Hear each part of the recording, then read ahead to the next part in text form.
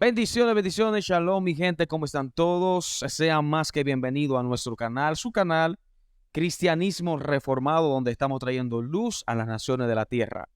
Mi nombre es Christopher Salcedo, para los que no me conocen, y El pastor Porfirio Torres. en este video hoy nosotros tratamos de arrojar luz a un tema muy interesante, por eso le motivamos que se suscriba, que le dé like y comparte este video con alguien. También quiero advertirle que vamos a tocar un tema bien sensible y si usted no se siente preparado para escucharlo, pues usted puede esperar el tiempo de Dios para escuchar este video. Pero si está dispuesto a escuchar quizás algunos temas que vamos a tratar respecto a este tema sobre el nacimiento virginal de Yeshua, de Cristo, quédese con nosotros para que así sea nutrido de este contenido.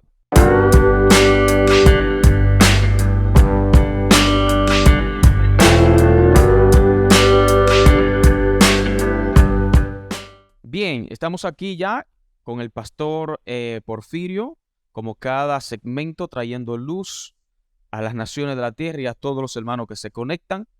¿Y qué usted piensa, pastor, sobre este tema del nacimiento virginal de Yeshua? Bueno, es un tema muy popular y creo que de los más principales en el cristianismo, porque el cristianismo está muy apegado a lo que es el nacimiento de Cristo y principalmente el nacimiento virginal, de que María no conoció varón, no tuvo relaciones sexuales con ningún ser humano para poder procrear a este personaje que es el Salvador del mundo. Sin embargo, dentro del mismo pueblo cristiano, no todo el mundo piensa igual. Lamentablemente hay diferentes corrientes y eso es lo que vamos a estar viendo hoy, presentando cuáles son las diferentes posturas. Yo hasta el momento conozco tres posturas, bueno, hay como cuatro. Vamos a enfocarnos en tres posturas respecto al tema y que usted concluya cuál para usted hace más sentido y tiene más lógica. Claro, y yo sé que este tema le va a interesar a mucha gente, a otro quizás le pueda afectar, pero aquí nosotros estamos de un punto de vista crítico. Quizás mi posición ahora, quizás usted vea que yo me pueda ir más para un lado que para otro, pero el sentido de este video es nosotros poder entrar a una profundidad de estudio de una manera madura. O sea, que usted no esté de acuerdo quizá con mi postura, eso no puede generar quizá un tipo de rechazo hacia mi persona, sino que lo que queremos es poder sanamente tratar de interpretar la historia y lo que dice las escrituras respecto a este tema. Y una de las cosas, pastor, que yo he estado viendo es que este tema cada día más está cogiendo fuerza. Sí. El tema sobre que el nacimiento de Yeshua no es un nacimiento virginal, y ya cada día más vemos más videos en las redes sociales respecto al tema. Sí. Yo, curiosamente, también me he puesto a investigar y me he puesto a ver algunas cosas, y a veces, lógicamente, el que te explica de una óptica que tú dices, pero espérate, esto hay que analizarlo, esto hay que investigarlo. Por ejemplo, cuando nosotros vemos el nacimiento de Yeshua, el nacimiento virginal, donde la Iglesia Católica principalmente adoptó y dio referencia sobre cómo es y cuándo fue el supuesto nacimiento de Yeshua, recordando que en Roma tenían varios dioses, tenían varias culturas mezcladas con diferentes tipos de deidades que ellos consideraban dioses en un tiempo de que el evangelio se estaba esparciendo y este conocimiento vino llegando a Roma. No solamente Roma, pero que te interrumpa, todas las civilizaciones antiguas, Grecia y otras más, dentro de sus historias, en cuanto a las deidades, existía la historia de una virgen dando a luz a un dios. A eso es lo que voy. A eso es lo que voy. Entonces, incluso antes de Cristo, antes de la venida de Cristo, hasta 3000 años antes, yo no sé si era Osiris, que había nacido algo similar a lo que esta historia relata, de que él nació de una virgen y era mitad Dios, era mitad hombre, y nació un 25 de diciembre y también en un pesebre, igual que la historia de Yeshua. Y todo esto, cuando tú empiezas a analizarlo, tú dices, ven acá, aquí hay algo raro. ¿Cómo es que es tan parecido el nacimiento de Yeshua? Porque si vemos el Evangelio de Mateo y de Lucas, ellos son los que hacen una referencia a este nacimiento, porque Marcos y Juan no hablan del nacimiento de Yeshua, no explican esa parte, y tampoco la Biblia, el Nuevo Testamento, me vuelve a mencionar más un tema, porque para mí yo considero que es un tema muy sobrenatural y un tema muy serio, y que no se mencione en todo luego el Nuevo Testamento, ni Pablo haga mención de esto. E incluso ayer, el pastor y yo estuvimos una pequeña diferencia, no mala, sino buena, porque estamos hablando del tema y yo puse en un estado, cómo es que Mateo, por ejemplo, se entera de este nacimiento porque se suponía que era algo bien secreto, porque la gente no podía saberlo, porque si María quedaba supuestamente embarazada por obra y gracia del Espíritu Santo, todo el que estaba en ese entorno no lo iba a tomar por una manera de que, pero mira qué bien, que su embarazo es por el Espíritu Santo, sino que todo iba a deducir que ella había adulterado y que estaba teniendo relaciones quizás hasta fuera de un matrimonio y podría ser apedreada, quizás porque le fue infiel a su propio esposo, a José. Y nosotros, y bueno, y yo me hacía esta pregunta, ¿cómo es que nosotros vemos que Mateo y también Lucas pues se enteran posteriormente de este embarazo virginal y se agrega a la introducción de los evangelios? Bueno, muy bien. Partiendo desde lo último que planteabas, ayer mismo te comentaba de que era un conocimiento común de los discípulos, o sea, no era una historia posterior, sino que se sabía todo el que rodeaba a Yeshua de que había nacido de una relación un poquito extraña. ¿Por qué digo un poquito extraña? Porque habían diferentes versiones que hasta hoy predominan. Algunos dicen que un soldado romano abusó de María, se aprovechó de María y ella quedó embarazada. Otros decían que, como todo ser humano natural, José tuvo relaciones con María y de ahí nace Yeshua. Pero los discípulos sabían el verdadero origen y eso lo vamos a analizar ahora más adelante. Pero en esa segunda postura de que fue José quien embarazó a María, era de uso común en el pueblo. Todo el mundo creía eso. Bueno, gran parte del pueblo creía que José era el padre de Cristo. Sí. La Biblia lo llama en muchas ocasiones el hijo de José. Sí. O mira, ese es tu padre, esa es tu madre. Y los fariseos, si usted lee bien eso en los evangelios, en el libro de Juan, los fariseos se le acercan a Cristo en una ocasión y le dicen, nosotros no somos hijos de fornicación. O sea, diciéndole, ¿quién eres tú para hablarnos a nosotros cuando tú eres un bastardo? Tú eres un hijo fuera del matrimonio. Tú eres un hijo de fornicación. Porque se calculaba, ven acá, esta gente tiene tanto de casado y esa panza tiene tanto. Hay 3 meses que no me cuadran, dice la gente. Entonces, el rumor que había en el barrio, el chismoteo que había en el barrio, es que José la embaraza y como la embaraza, tiene que casarse con ella, que es algo que hoy por hoy vemos mucho. Sí. Un muchacho mete la pata y, bueno, llévate la muchacha y tiene que llevársela. Entonces, se creía que al José embarazar a María, se casa con ella luego. Okay. Eso era un concepto que se tenía. Ahora, tú mencionabas que por qué no se habla más de esto en la Biblia, Sí. más adelante. Lo que pasa es que realmente, aunque es un acontecimiento importante, no es más importante que la muerte y la resurrección de Cristo. Porque no es un tema que te va a traer salvación o no. O sea, que haya nacido de una virgen o no haya nacido de una virgen no va a afectar tu salvación. Ahora, la muerte y de si resucitó o no resucitó, ahí sí es un juego, o está en juego la salvación. Sí, pero entonces a lo que también yo viendo es que este relato también conlleva a una herejía por la misma iglesia tradicional. ¿Qué relata la iglesia tradicional? Que, pues bueno, le da el título de la Madre de Dios, la que trajo el mundo a ese ser tan especial, y la coloca en un lugar que quizás ningún ser humano o nadie en esta tierra pudiera estar. Entonces, ¿cuál es el punto mío desde un punto de vista crítico? Que yo encuentro como que hay muchas cosas que son muy sospechosas. Por ejemplo, como que la historia coinciden con otras historias que pasaban. Y este relato solamente está al comienzo de los evangelios y no se vuelve a tratar más. Y Marcos no menciona esto. Juan no menciona esto. Y es curioso que Lucas y Mateo sí dan como un énfasis sobre la virginidad, y nosotros vemos que el concepto de virginidad es muy diferente a lo que se consideraba virgen quizás en el concepto hebreo. Es un concepto totalmente diferente. Yo estaba escuchando, yo te mandé un video hablando respecto a este tema, yo no terminé de verlo, pero yo decía en ese video que en los tiempos hebreos no se calculaba la virginidad por si tuvo relaciones sexuales o no tuvo relaciones sexuales, sino si la mujer a través de la menstruación ella quedaba, por ejemplo, no sé explicar bien el tema porque no me empapé bien hablando de ese tema, pero ellos lo que querían decir es que una mujer se le quitaba la virginidad en el momento que ella menstruaba o luego... No es así, te explico por qué.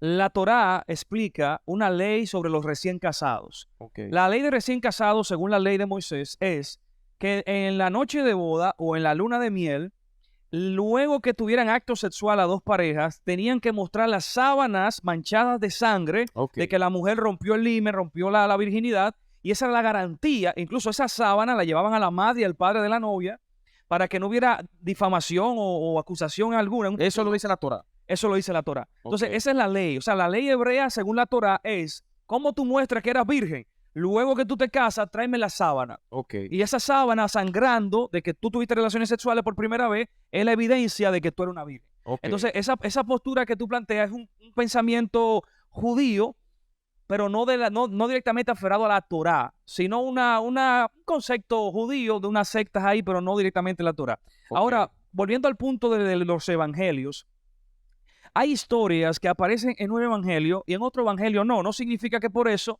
dicha historia sea dudable o no se deba considerar. Por ejemplo, la historia de el rico y Lázaro, el hijo pródigo. El hijo pródigo solo aparece en el libro de Lucas. No aparece en Juan, ni aparece en Marcos, ni aparece en Mateo. No por ende significa que esa historia no sea cierta o Cristo no la haya narrado. Simplemente cada autor se enfoca en lo que ellos entienden que es necesario enfocarse. Okay. Cada evangelista, o Marcos, Juan tiene un concepto de mostrar la persistencia de Cristo, de mostrar la supremacía del Hijo. Okay. Marcos trata de mostrar al Hijo como el siervo sufriente.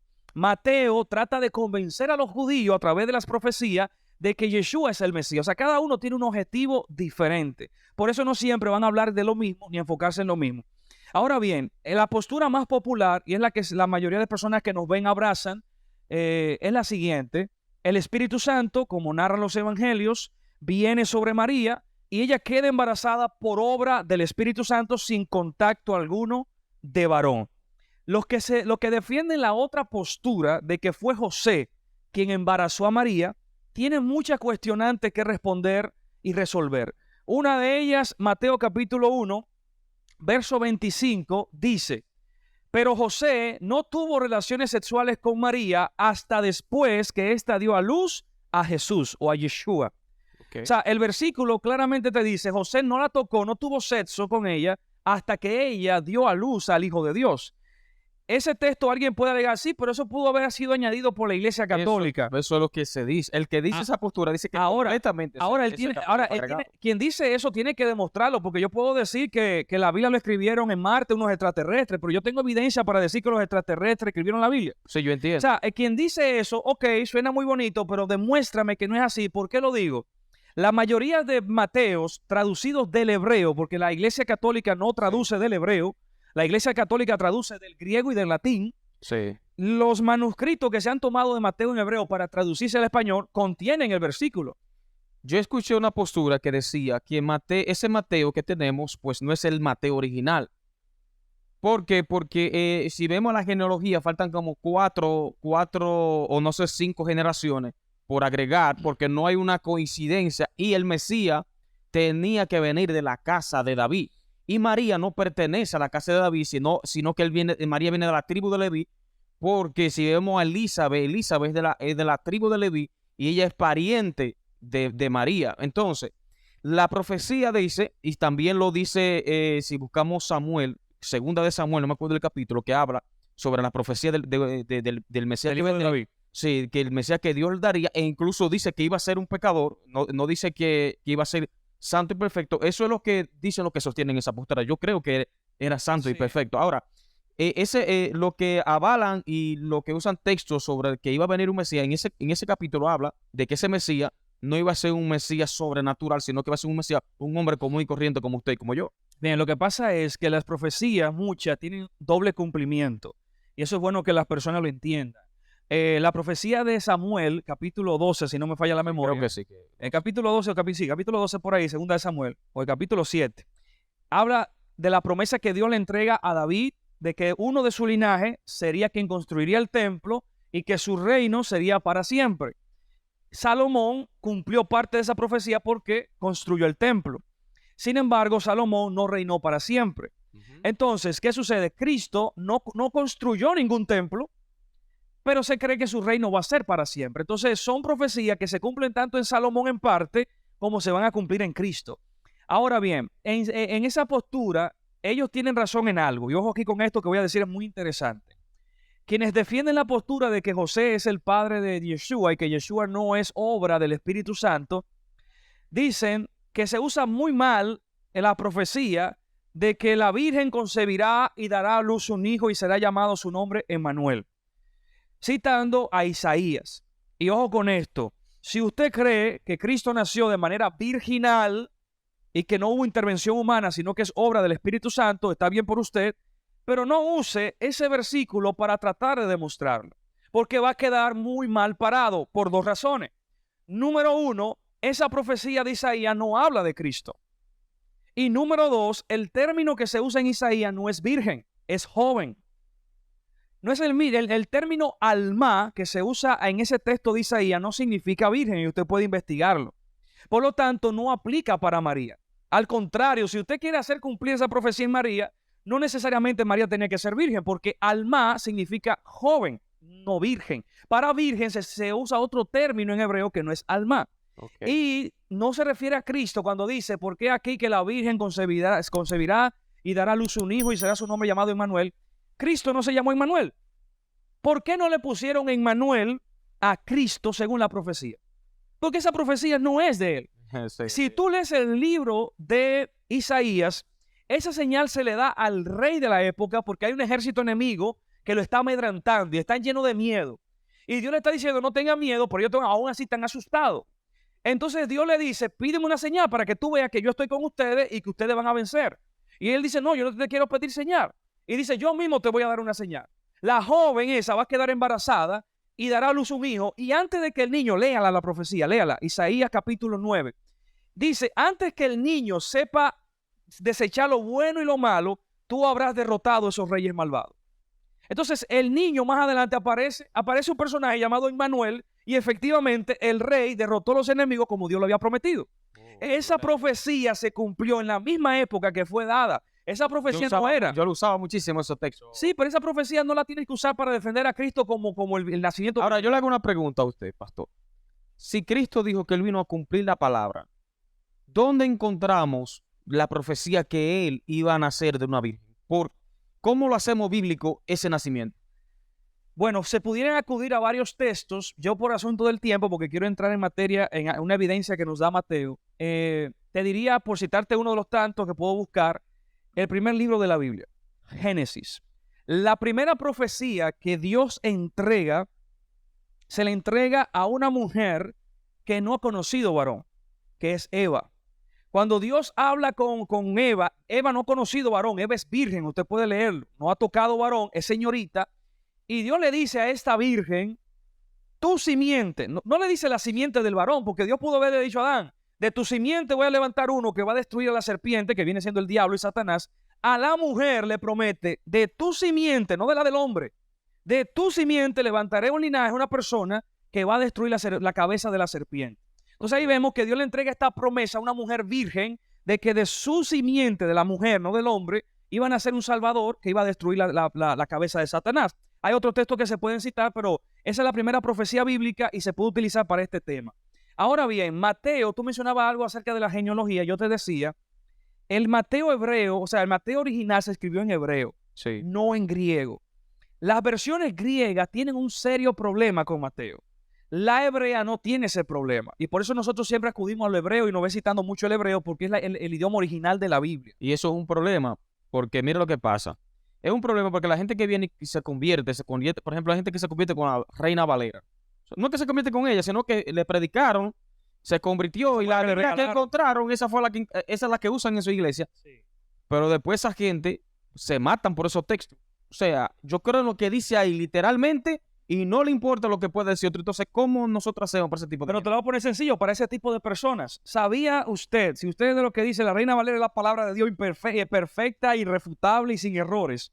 Hermano mío, le tengo para decir que según Reina Valera, Jesús, Cristo, no es el Salvador.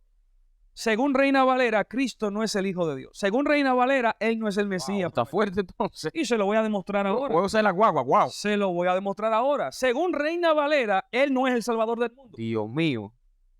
Mateo capítulo 1, verso 17. Yo voy a resumir porque el capítulo es muy largo. Dice lo siguiente, el Evangelio de Mateo da un cerco de protección para asegurarnos que no sea adulterado luego el texto y para saber cómo y quién debe ser el Mesías. Okay. Dice Mateo 1, verso 17 lo siguiente.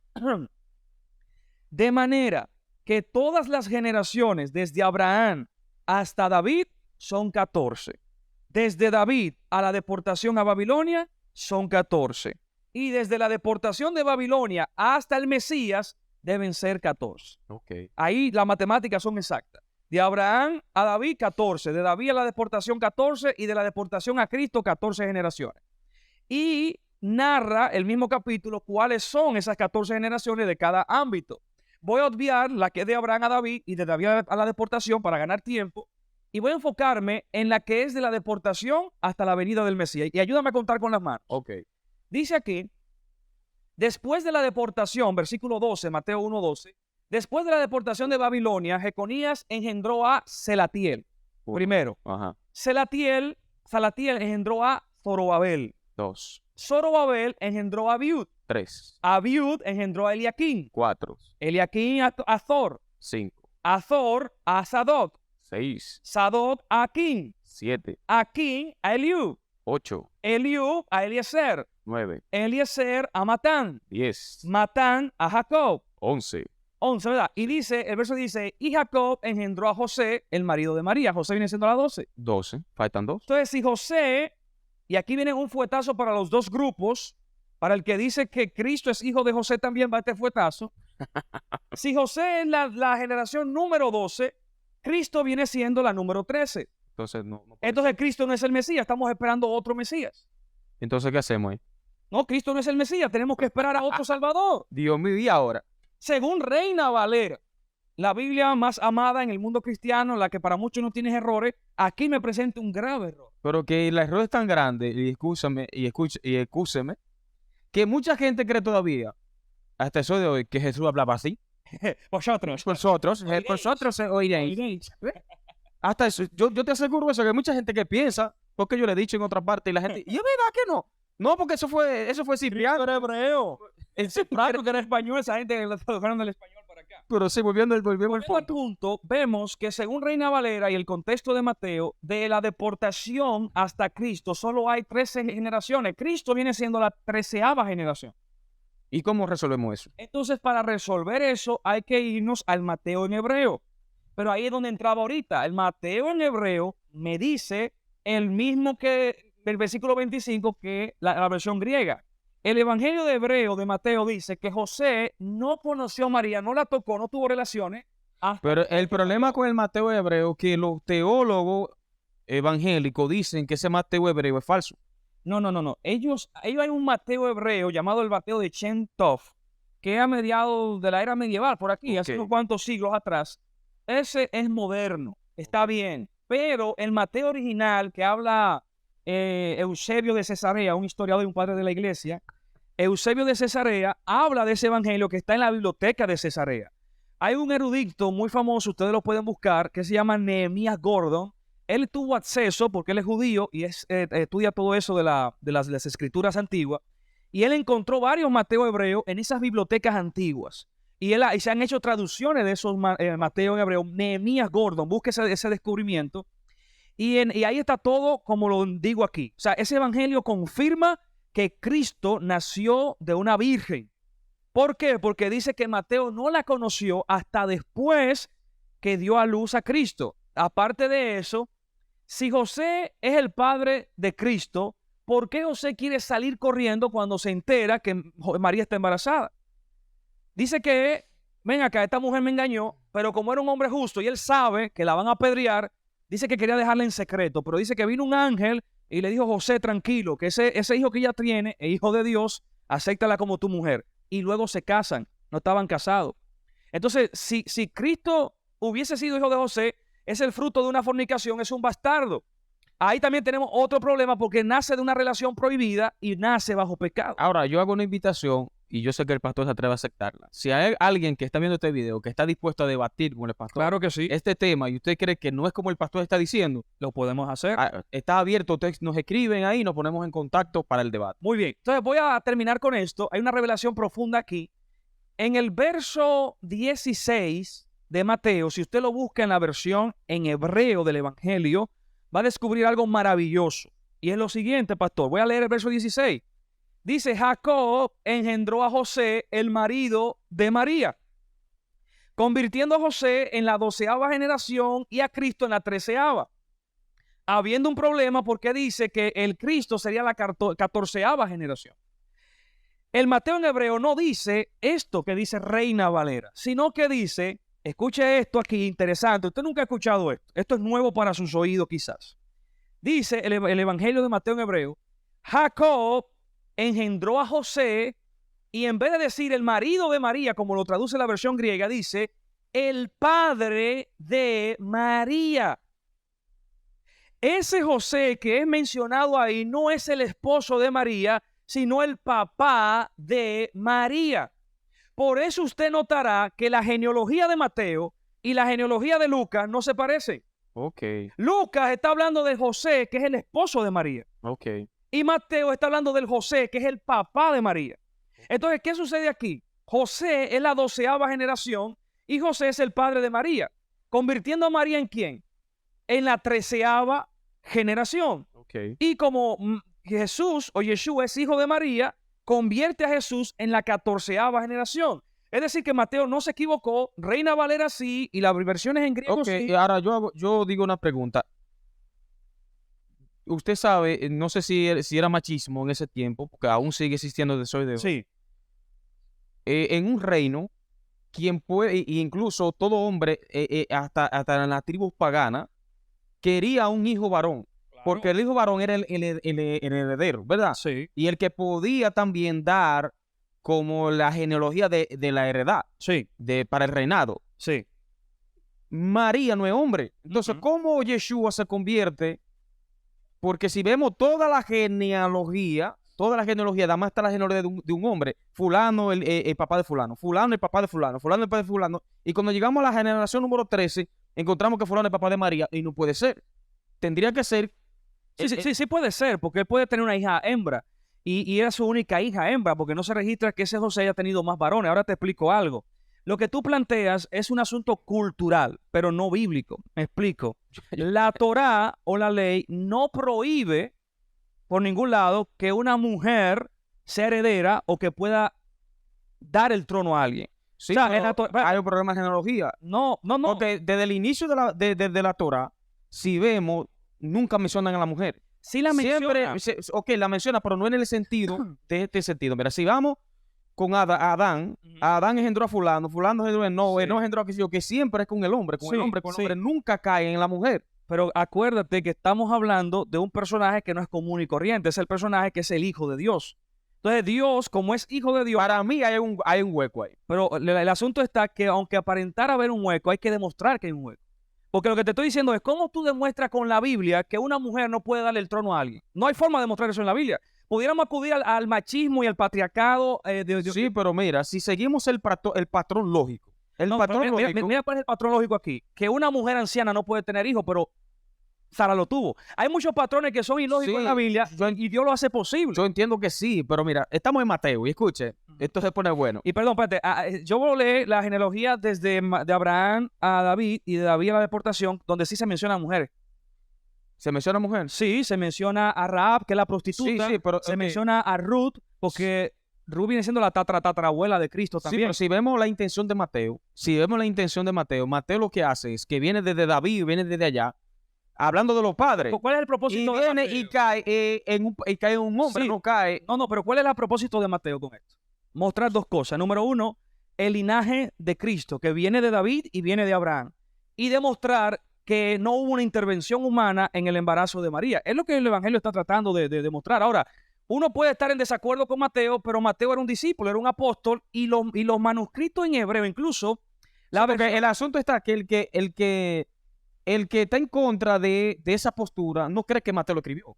Cree que eso fue agregado posteriormente. Pero, por ejemplo, hay una Biblia en hebreo, un Nuevo Testamento en hebreo muy famoso y conocido como el Código Real, traducido por el rabino David Ben Abraham, que, por cierto, para que tú veas lo interesante de lo que te estoy diciendo, David Ben Abraham abraza la postura de que José es el padre de Yeshua. Sí. Sin embargo, David Ben Abraham, siendo fiel al manuscrito en hebreo, en el mismo Código Real, dice que José no tuvo relaciones sexuales con María hasta después que ésta dio a luz a Cristo. Sí, porque si buscamos también la Biblia interlineal, sigue hablando del Padre, el Hijo y del Espíritu Santo, como quiera. No, pero estoy hablando del hebreo, porque en Mateo hebreo no habla de eso. Sí, yo estoy hablando en la Entonces, ¿qué es lo que te digo? O sea, el propósito de Mateo es demostrarle a las futuras generaciones, número uno, Cristo es del linaje de David, y número dos, Cristo no nació por voluntad humana o de hombre, sino que viene por obra del Espíritu Santo. Es lo que trata el escritor de narrar aquí. Pero lo que sostiene también esa postura, dicen que Samuel también vino por obra y gracia de Dios.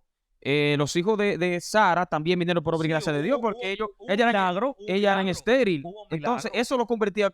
Un milagro, o sea, sí, pero lo que pasa, a diferencia es que se sabe que Abraham se llegó a su esposa, se sabe que Zacarías se llegó a Elizabeth, pero la Biblia dice José no se llegó a María. Ahí es la diferencia que hay. Esa es la diferencia que Porque hay. yo entiendo, y yo abrazo esa postura, pero yo entiendo también que ellos, hay un hueco ahí en el sentido de la genealogía. Sí, si lo vemos desde la óptica humana, vuelvo y repito, hay un hueco. ¿Por qué? Porque la óptica humana te dice, según el patriarcado, es un hombre que le cede el trono a otro hombre. Ahora, si tú eres rey, por ejemplo, y tú nada más te nació una hija y después tú no tuviste hijo varón, ¿se muere tu reino? No, el reino queda a mano de esa mujer y luego cuando esa mujer tenga un hijo varón, se le pasa al hijo varón. Pero el hebreo lo va a ver de esta manera. Siempre Dios le daba un hijo varón a uno del reinado. O sea, si tú ves, David tuvo... Porque el asunto del reinado vino después de David. Porque primero de Saúl y después fue que vino el asunto con David. Sí. David tuvo a sus hijos, ahí se quedó Salomón con el trono. Después de Salomón, me imagino que Salomón también tuvo hijos y así sucesivamente fueron heredando el trono. E incluso, si vemos Inglaterra, que viene también con ese mismo patrón. Todos los países antiguos que tienen lo que es el monarca, se hereda por hijos, pero también han habido reinas. ¿Y por qué hay reinas? Porque a veces, si la maten una hija, por ejemplo, en la Torá hay un caso de un padre que solo tuvo mujeres. Y cuando muere el papá, la herencia está ahí. Y como es una cultura machista y de patriarcado, dice Moisés, Dios, ¿qué vamos a hacer ahora? Porque este hombre no tuvo hijo varón. Y Dios le dice, no, las mujeres también tienen derecho a heredar, igual que los hombres. Y establece una ley, dice Dios, cuando un hombre no tiene hijos varones, la hija se queda con todo lo del padre. Eso está en la Torá. Claro, porque eso fue reina también, esta muchacha. Esther. Pero lo que te estoy diciendo es que según la Torá, las hijas pueden heredar cuando no hay un hijo varón. Entonces, lo que se plantea aquí es que José no tuvo, el papá de María no tuvo más hijos varones, sino nada más la hembra que menciona aquí. Pero entonces, cuando analizamos María no viene del linaje que viene... Bueno, tú mencionabas eso y se me olvidaba. Según lo que Mateo narra, sí. Donde se agarran los que abrazan la corriente de que Jesús es hijo de José y que María no es del linaje de David, es porque dice que María y Elizabeth eran parientes. Sí, Elizabeth. Como Elizabeth era de la tribu de Leví, si son parientes, ellos concluyen, tiene que ser de Leví también María.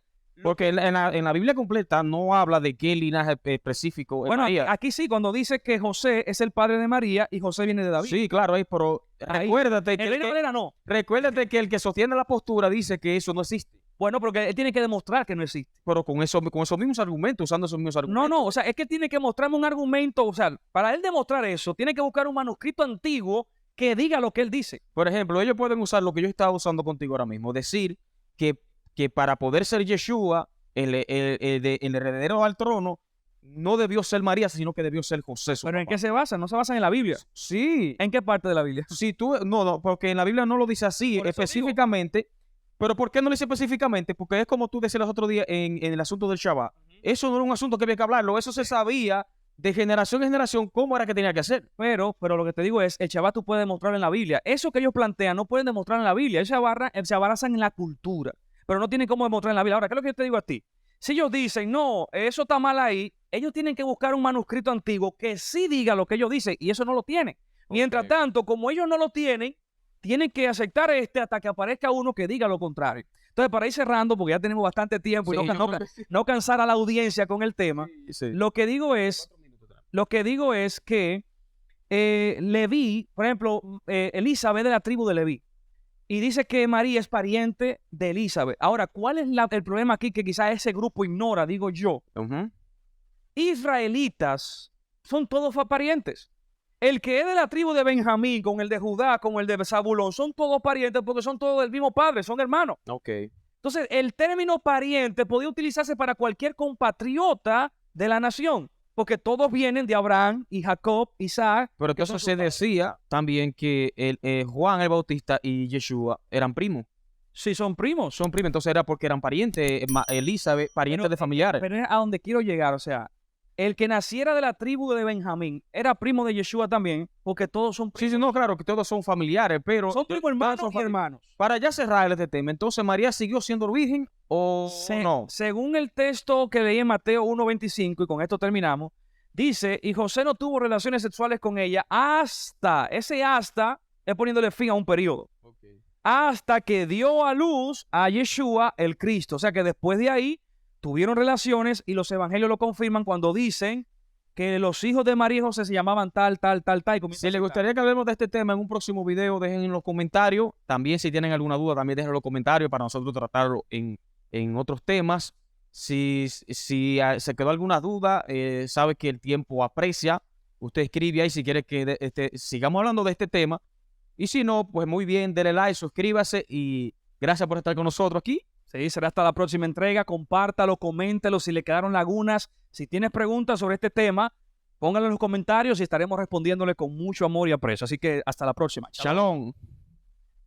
Bien. Duró más que nunca el de hoy.